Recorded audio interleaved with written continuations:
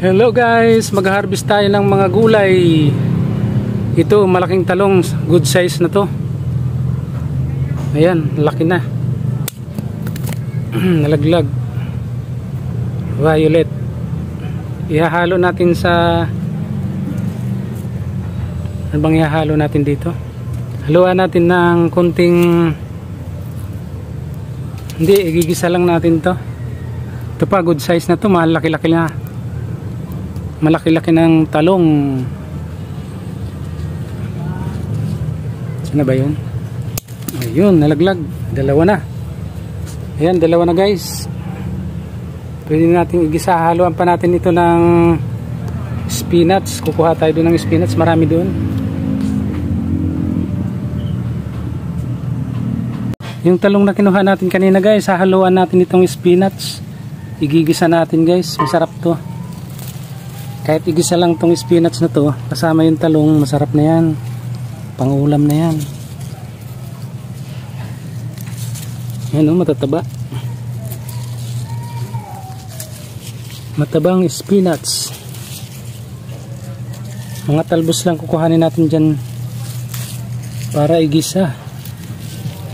Masustansya tong spinach na to ay nagtataglay daw ito ng vitamin C.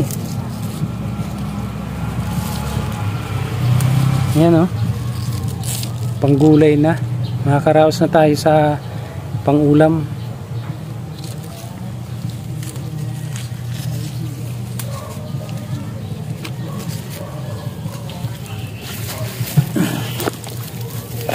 Yan guys, mayroon na tayong pangulam.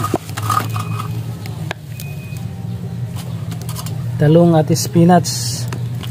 Ihalo natin sa gigisahin natin at haluan natin ng kaunting laman ng manok.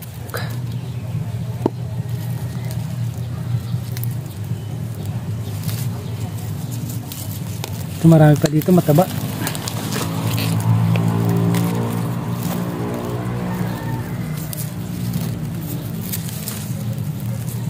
Ayan no, dami oh.